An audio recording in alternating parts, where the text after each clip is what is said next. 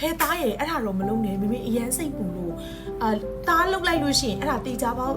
ဒီကိစ္စအဆင်မပြေဖြစ်သွားမှစိတ်ပူတဲ့အတွက်ကြောင့်မလို့မိမိအားလုံးစီစဉ်ထားပြီးသားသမီးလေးចောင်းသွားမှလားလွေထဲမှာစာအုပ်ခဲတယ်ဒီသမီးလိုအပ်တဲ့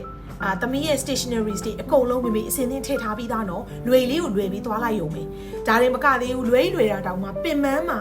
စိတ်ပူလို့ဆိုတဲ့စိတ်ခံစားချက်နဲ့ကိုယ်တိုင်ကိုကြလွယ်အိတ်လိုက်လွယ်ပြီးတော့ចောင်းစာတင်ခန်းတဲ့အထိအရောက်ပို့နေတဲ့ parenting တွေဟာမှန်ကန်လားဘလိုမျိုးဘလိုမျိုးကောင်းကျိုးဆိုးကျိုးတွေကိုနှစ်ကြာလာတဲ့အခါဖြစ်စေနိုင်လဲဆိုတဲ့အကြောင်းအရာလေးကိုပြည့်စုံစွာပြောပြခြင်းတဲ့အတွက်ကြောင့်မို့လို့ဒီနေ့ဗီဒီယိုလေးကိုမေချရတဲ့မေရဲ့မိခင်တွေကိုစာဖတ်ပြရင်းနဲ့ခုနက parenting ရဲ့ကောင်းကျိုးဆိုးကျိုးတွေကိုပြောပြပေးဖို့အတွက်ပြင်ဆင်ထားပါတယ်မေချရတဲ့မေရဲ့မိတွေအားလုံးနဲ့ followers တွေအားလုံးကျမပျော်ရွှင်တဲ့နေ့လေးကိုပိုင်ဆိုင်နိုင်ကြပါစေရှင်ပြပါရှင်မေခုနကပြောခဲ့တဲ့အတိုင်းပဲစိတ်ပူလို့မပြည့်စုံမှာစိုးလို့မှားမှာမို့လို့ကြံခဲ့မှာစိုးလို့ကိုယ်တိုင်ကိုကြထမင်းပွဲပြင်ဆင်နေဆိုရင်တောင်မှဇွန်းကိုပါဇက်သေးသည့်အရောက်ကျွေးနေကြတဲ့မိခင်တွေအတွက်ဒီနေ့မိကဒေါက်တာဖြိုးတီဟာမိကိုယ်တိုင်အင်မတန်မှအရင်သဘောကျရတဲ့ဆရာရေးထားတဲ့ကဘာကြီးရဲ့တောင်ပန်တစုံဆိုတဲ့စာအုပ်လေးတွေက parenting နဲ့ဆက်ရှက်ထားတဲ့ခေါင်းစဉ်လေးကိုကြည့်ရတဲ့မိခင်တွေကိုဖတ်ပြခြင်းပါတယ်ဆိုတော့ဒီထဲမှာပေါ့နော်ခေါင်းစဉ်သေးသေးလေးတွေအများကြီးကိုစနစ်တကျစူးစီးထားတဲ့စာအုပ်လေးတအုပ်လေးဖြစ်တယ်ဆိုတော့မေဖတ်ပြခြင်းနဲ့ခေါင်းစဉ်လေးကဘလို့မိဘမျိုးဖြစ်ပေးမလဲတာသမီးကိုဂယူးဆိုင်တယ်လိုလေသေးမရှိအောင်ထားတယ်ဘာမဆိုလိုချင်တာအကုန်ဝယ်ပေးတယ်ဆိုယုံနဲ့မပြီးသေးပါဘူးတာသမီးတွေကိုကိုအားကိုးချက်အောင်လောကကြီးကိုရင်ဆိုင်ရဲအောင်အမှန်တရားကိုချစ်မြတ်နိုးတတ်အောင်ဝေကြီးထက်ဂုံတိတ်ခါကိုပိုတန်ဖိုးထားတတ်အောင်ဒါတွေကိုလည်းသင်ပေးဖို့လိုအပ်ပါတယ်ဒီကောင်းစဉ်လေးနဲ့ဆရာကဘလို့မိဘမျိုးဖြစ်ပေးနေတယ်လဲဆိုတဲ့အကြောင်းအရာမှာပြောထားတဲ့စာပိုက်တွေကစာပိုက်နံပါတ်4ဆိုတဲ့စာပိုက်လေးအကြောင်းကိုမိကဖတ်ပြမှာလှပတဲ့လိပ်ပြာလေးတစ်ကောင်ဖြစ်လာဖို့ပိုးတုံးလုံးဘဝကနေပြောင်းလဲရပါတယ်အဲ့အကောင်လေးကအခွန်ထဲကနေရုံးထွက်ပြီးမှလိပ်ပြာလေးဖြစ်လာတာ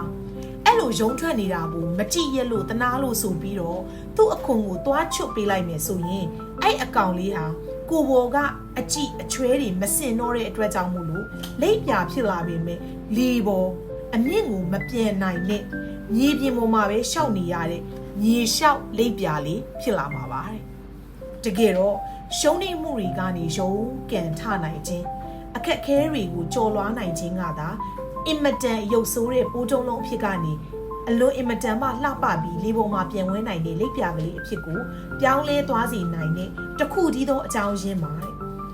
အလွယ်လန်းလိုက်ခြင်းသူများအပေါ်မှာမိခိုအားကိုးခြင်းတွေက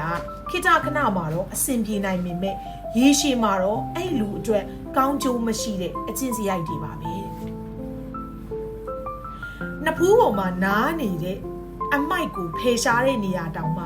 စေတနာတစ်ခုတည်းနဲ့မရပါဘူးပညာလိုပါသေးတယ်သားသမီးကိုပြုစုပြောထောင်တဲ့နေရာမှာပို့လို့တောင်ပညာလိုပါတယ်သားသမီးကိုဂယုစိုက်တယ်လိုလေသေးမရှိအောင်ထားတယ်ဘာမဆိုလိုချင်တာအကုန်ဝယ်ပေးတယ်ဆိုရုံနဲ့မပြီးသေးပါဘူးသားသမီးတွေကိုကိုအားကိုတတ်အောင်လောကကြီးကိုရင်ဆိုင်ရဲအောင်အမှန်တရားကိုချစ်မြတ်နိုးတတ်အောင်သင်ပေးဖို့လည်းလိုအပ်ပါတယ်သားသမီးတွေအနေနဲ့ကတော့ကိုဘလို့မိဘမျိုးနဲ့တွေ့ကျင်တယ်ဘလို့ပြုစုပြောထောင်ခံကျင်တယ်ဆိုတာကိုရွေးချယ်လို့မရပါဘူးတကယ်တော့မိဘဆိုတာသားသမီးတွေအတွက်ရွေးချယ်ခွင့်လည်းမရှိသလိုဘဝမှာဘယ်တော့မှလည်းစွန့်ခွာပြစ်ပယ်သွားလို့မရတဲ့အပေါင်းဖော်တွေပဲဖြစ်ကြပါတယ်မိဘကိုရွေးချယ်လို့မရပေမဲ့ကိုယ့်စီကိုရောက်နေကြတဲ့ဒါမှမဟုတ်ရင်လည်းမကြခင်မှာရောက်လာကြတော့မယ့်သားသမီးတွေအတွက်ဘလို့မိဘမျိုးဖြစ်ပြီးမလဲဆိုတာကတော့ရွေးချယ်လို့ရပါတယ်မိဘတွေရဲ့စေတနာမေတ္တာတွေဟာသားသမီးတွေကိုမြေလျှောက်လိပ်ပြာလေးတွေဖြစ်မလာစေဘူးတော့အင်မတန်မှအရေးကြီးပါတယ်ဆိုတော့ဒီနေ့ပုံမြင်လေး ဒီနေ့ story ရဲ့စာပိုင်လေးကအလွန်အင်မတန်မှချစ်လို့ပင်ပန်းတာကိုမကြည့်ရလို့ဆိုပြီးတော့ပိုးတုံးလုံးကနေလိပ်ပြာအဆင့်ကိုသွားနေတဲ့အချိန်မှာကိုကလွယ်ကူချုံးမွေးစီခြင်းပါတယ်ဆိုတဲ့စိတ်ခံစားချက်နဲ့သွားပြီးတော့အခွန်ချုပ်ပေးလိုက်မယ်ဆိုရင်အဲ့ဒီလိပ်ပြာဟာလှပပြီးမြမြေကြီးမှာရှောက်တဲ့မြေလျှောက်လိပ်ပြာပဲဖြစ်သွားပါလိမ့်မယ်ဆိုတော့ parenting နူးညံ့ညင်သာတဲ့ gender parenting ဒီ ကလေးတွေငယ်စဉ်အချိန်ခါကနေကစနစ်တကျလုပ်ခဲ့ဖို့လုပ်နိုင်ဖို့မင်းတို့အကောင်းဆုံးစူးစမ်းပြင်ဆင်လို့ရပါတယ်ဒီနေ့ဗီဒီယိုလေးကိုကြည့်ခြင်းအပြင်ချစ်ရတဲ့မမေတွေကိုသားသမီးတွေနဲ့အတူတူဒီ Channel Parenting ပေးနေတဲ့ပြုစုပြောင်းထောင်ရေးခရီးစဉ်ကြီးမှာဒီကိုစောင်းရဲရှောင်းရဲအချက်လေးတွေနည်းနည်းလောက်ပဲဖြစ်ဖြစ်တတိပြုမိသွားလိမ့်မယ်လို့ယုံကြည်ပါတယ်အခုလိုမျိုး parenting section တွေအပါအဝင်ကလေးတွေနဲ့ပတ်သက်တဲ့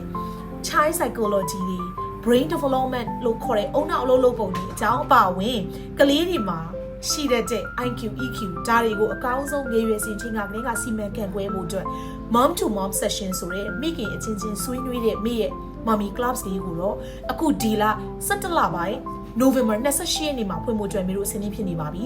အသေးစိတ်ကိုသိရှိစင်နေဆိုရင်တော့ဖုန်းနံပါတ်94551ရဲ့ Viber မှာ mom to mom session လို့ရိုက်ထည့်လိုက်တာနဲ့မျိုးတို့ကပြည့်စုံစွာရှင်းပြပေးဖို့အစီအစဉ်မှာပဲရှင်ဆိုတော့ဒီနေ့ဗီဒီယိုလေးကတော့ဒီလောက်ပါပဲနောက်ထပ်ဗီဒီယိုလေးမှာမတူညီတဲ့ခေါင်းစဉ်တွေနဲ့ပြန်လည်ဆုံတွေ့ကြပါရရှင်